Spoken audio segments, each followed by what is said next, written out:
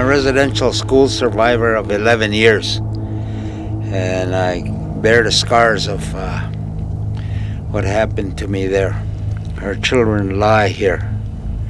They have lain here forgotten for many years, and so now falls upon us to remember them.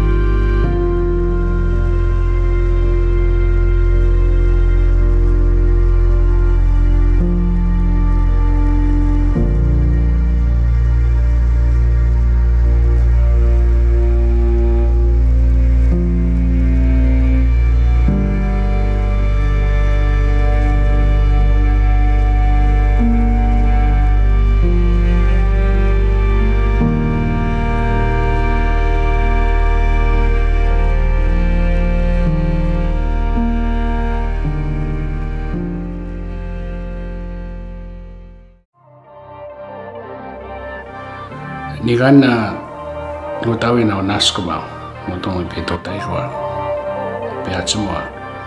I thank the Creator for bringing me here so that I can share with you and tell you some stories. My name is Eugene Arkan. I'm from the Musqueam Cree Nation. Eugene Arkan is my Christian name, and I'll tell you a little more about that in a while. My spirit name is Aski Gananamoata, which Aski is the land, Gananamoata is when thunder hits the land and there's that peace of quiet. I'm the human being part of that. So wherever I go, the buffalo come with me, and I go with them. In 1958, I was one of the kids that was picked up in a 3-ton truck in my community and hauled off to St. Michael's School. And that began an odyssey of indoctrination. I spent 9 years at St. Michael's and 2 years in Oblates. The 2 years in Oblates were a holiday compared to the 1958, 59, 60, 61, 62, 63, and 64, 65. Those years were years I'd never wish on any child. I wouldn't wish that on any family. But hockey was my saving grace, and I never ever had any inclination of making it to the NHL. In my hockey career, I just wanted to be a big boy so that those people would leave me alone. And my safety was on the ice, on a soccer field, or on a ball field. So sport saved my life, hockey saved my life, along with my culture, along with, a woman that's been with me for this year. We'll be going to our 47th year. Today I have 7 grandchildren and 1 great-grandson, and none of them play hockey. So it's not necessarily in the genes. In my case, I'm happy they don't play hockey. I shouldn't say that, but I am, it gives me peace of mind, right? They're good at other things, but hockey's not part of it. But hockey will always be a part of my life because the circle of hockey is very small. One day I was playing with the Blues, that's intermediate AAA, and one of my line mates, he was so excited in the shower. We're in the shower, and he's so excited. Damn, we got it, we won, And I say, Weenie, how come you're so excited? He says, well, we won one in their barn. The fact that I'd never had a home game in my life as a child. Every game was a visiting game. It didn't even dawn on me what a home game was because we played in an outdoor rink. And in school, we never had a visiting team come and want to play on an outdoor rink. So home ice advantage to me was an alien thought. I said, but I've committed my life to working with young people and paying back. And to this day, I've never come across a bad kid. Every one of those kids have a spirit, and we've got to respect that spirit. Maybe that child has never been told they were loved. I went through a childhood never having been told I was loved. I was suspicious of every hug that came my way. And these children are experiencing the same thing in a different era, unless people in positions of authority and power start taking a risk, a good, healthy risk, to assist in making life different for young people, not only First Nations kids, not only Métis kids, settler kids, newcomers. Change has to happen.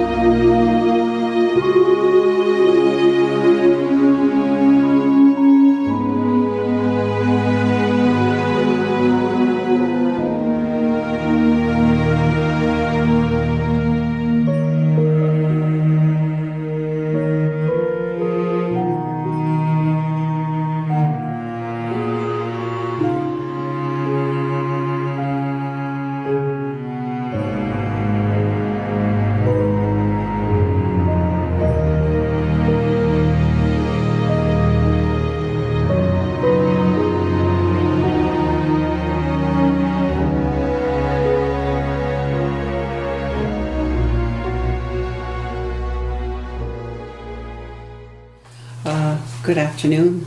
My name is Irene Lindsay. I was born in One Arrow, Baton, Saskatchewan. And I went to the residential school for 8 years in Duck Lake, Saskatchewan. I'm a mother of 6 and grandmother of 9 and 1 great-grandchild. My spirit name is Eagle Eye Woman, and I'm from the Wolf Clan from the Cree Nation. I'll start by the residential school, I guess, where I first, when I first left there, it made quite an impact on my life. So I need to talk about these things all the time. For one thing, I have a residential school outreach I do in this building. This is a senior building I live in, and I do a residential school outreach from here. And this same program has been running now for about 16 years, since my elder, Lillian Petwanaquet, was the one that was our elder when she was teaching us from Minwashin Lodge. And these things, you hear a lot of stories when you're listening to people and you're dealing with a residential school. And a lot of it has sexual abuse, mental, physical.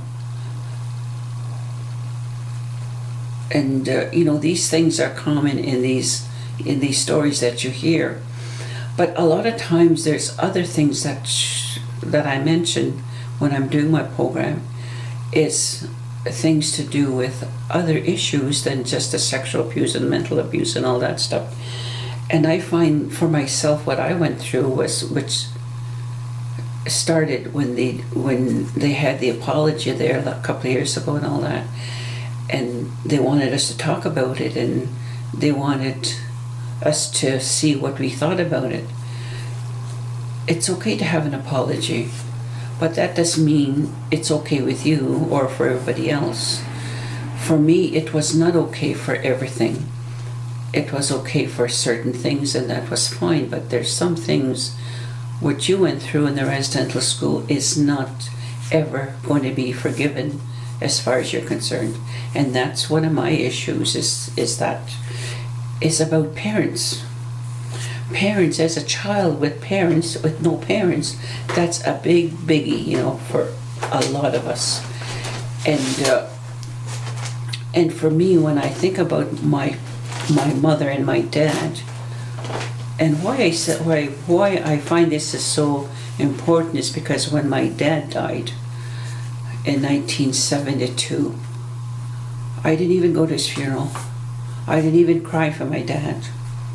And I thought later on, when it was, thought about it after, what kind of a person does that with their dad, And I know he loved me, but why is it I didn't grieve for him? I didn't have nothing. It seems like I didn't feel anything for my dad.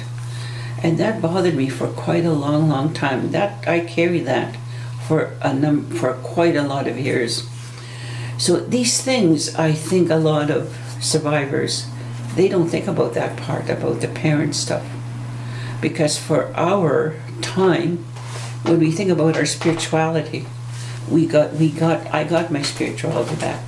My language, I lost it, but it's coming back. But as far as your parents, it's only one time around. So there's nothing that will ever make it the second time around. And that's what makes it so devastating to think about it, the bonding part, that we never had that. And I was so happy to learn that it was so nice to know the bonding I realized that my dad and I didn't have, and how beautiful it could have been, if only we have had our parents there with us at that time. So these are the things that I talk about a lot too, because everybody's talking about physical abuse, sexual abuse, and all this stuff, but we don't think about the other kinds in between, the ones too that are very important, like parents. And so is a lot of other things that went on into these schools that we think it's not important, but they are. Everything that happened that was anywhere abusive is very important, and sometimes we just let it go because we think it's not important. But think about think about it. If that happened to you almost every day, and if you were there for 8 years, that makes a big difference. Like for me and my parents, when I went to that school and I was there for 8 years, and I went home for 2 months every summer, that meant I knew my parents only for 16 months. That's not even 2 years. So when you think about that, in that way, we lost a lot of very important things to keep us on a good journey. That's why we are who we are today. The things that we happened to us. That's why we were never strong. We were just, everything was, the foundation we had from our parents was just stripped from there. So for us to be able to stand up and heal, we have to go back to that time when we first went into the residential school and start healing from that time until it is today, to heal ourselves and make ourselves whole. And I did that. And that would be the best thing that I ever done for myself, because right now I'm at peace with myself, and I love myself, and I care for my children. We talk about all kinds of things about the residential school, what the effects are as far as they're concerned, and everything else. As far as what I'm concerned, I tell them, and I tell them, I did that to you. And I don't mind telling that to my kids. I want them to know that I know that's what happened, and I don't want to butter it up and say, oh no, I didn't do that. Yes, I did. I did a lot of things. We do a lot of damage to our kids, but the thing is, we don't know. We didn't even know we were doing it. So that's the sad part of it. Had we known, do you think our kids would be so angry? Some of my kids are still angry. So we need to talk about it more than we keep on talking about it every now and then. So these are the things we need to be thinking about in our communities, to pass these things that we know about these things, to pass them out. Let the mothers know about it. Let the kids let the kids hear about it. Then they understand what their parents went through and why the way their parents are too. Anyway.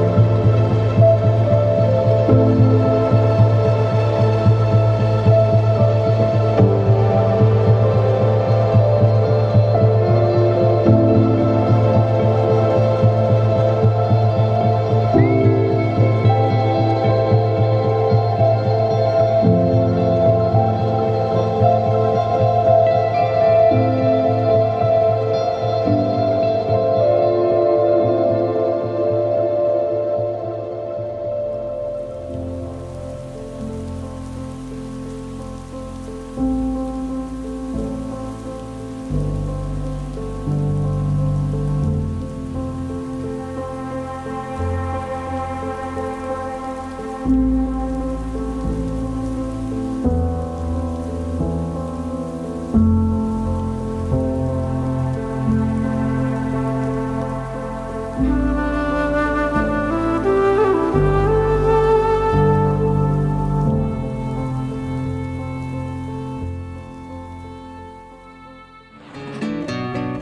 left my Indian way of life, culture, back home. To go to the outside world of the world was very difficult. My dream was to come NHL. I wanted to play NHL in 1953-54. It became a reality.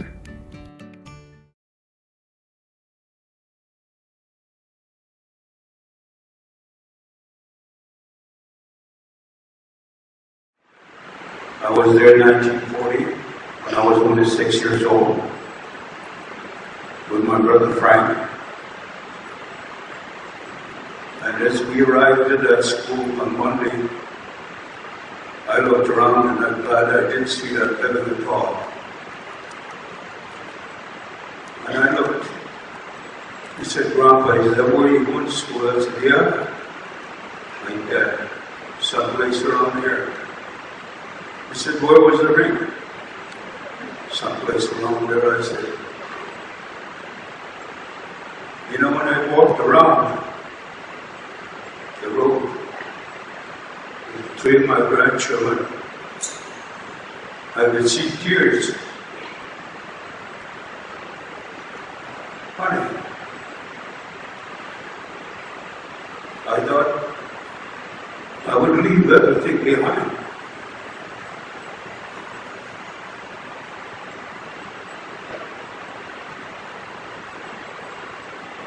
I told the story so many times. I told myself, I said, I'll never do it again. Never. Never again. I told my wife that I was sexually abused twice. I seen my brother when I was 6 years old, and he was 8. In front of me, being abused. Terrible. This is what it scared me when I went to that school Monday when I camped there. I thought I would hear screaming and crying. That's all I knew. To recover from that, as a 15-year-old boy, after 10 years of residential school, being an athlete for the Rosal, the miles that I made, the good footstep that I made, it was for the people who never told their story, that are gone. We have 5 from our reservation who were taken away to Oblate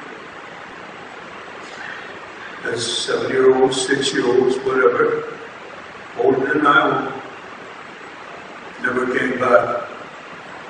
They were buried there. Conrad Hennique, Edwin Neda's son. There was none investigation. The other day I said, Clifford, I said, "Where is your brother went to school over there?" He said, "Yes." "Did you ever see him?" "No, he was the firstborn." As I left residential school, why was I happy? Was I ever happy? After 10 years of working, Father Victor gave me a the belly goat and the nanny goat because I used to mount goats.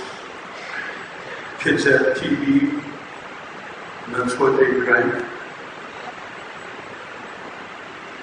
We went to the part of Saskatchewan. We won the midget championship, and there I was scouted. I went home, never to return back, never look back.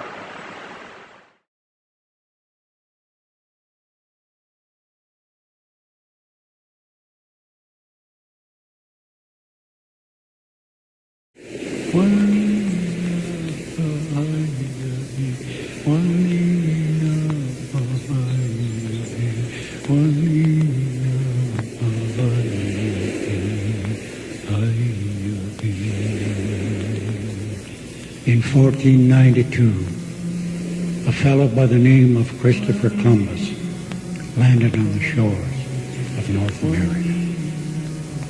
When he returned back to Europe, he reported he had found a new land.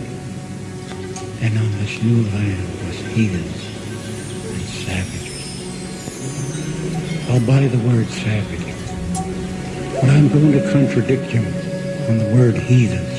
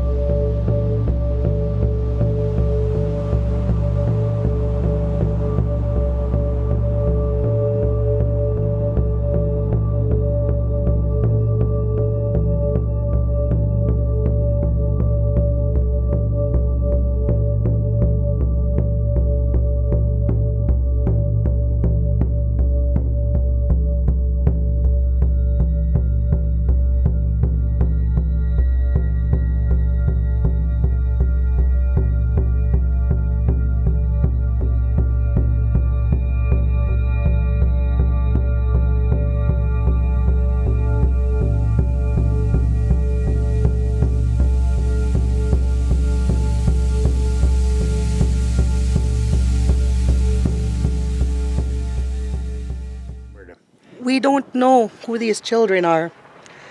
But today we can say, as First Nations, we know that they were loved. We know that they had families that grieved, mothers and fathers and grandparents and community. When I first came here, you couldn't really see it. It's like having a heavy fog on the land, and it's hard to walk in and around it. And over the years since I started coming here, it feels like it's slowly lifting, and that now it'll become a place of light and positive energy.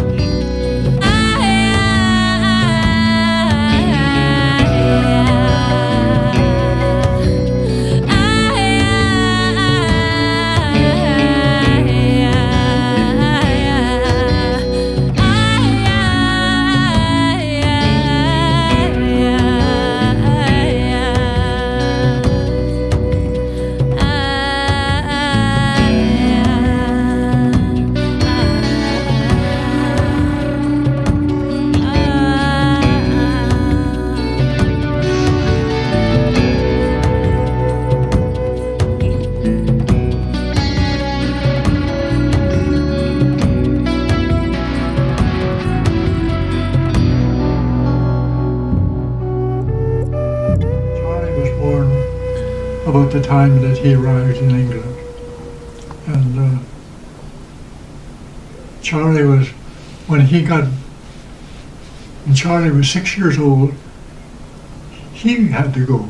They had no rights, whatever. Mm-hmm.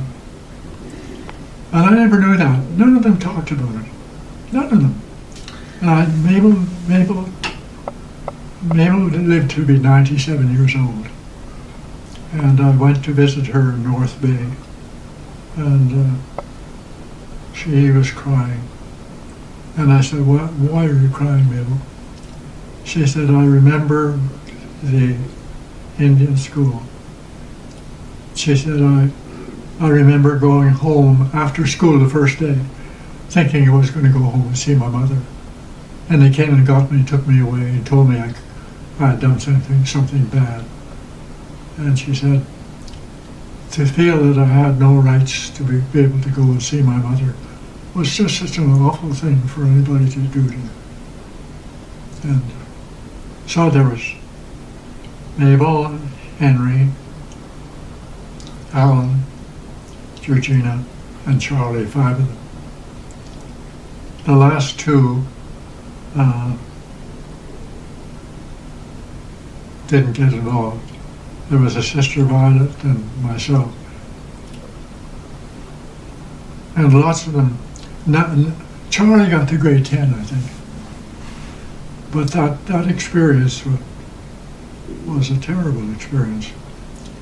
And I understand when Alan was sort of, he was long in the tooth. And he said, well, if I go to hell, he said there'll be a good side to it. I'll be able to watch those bastards fry.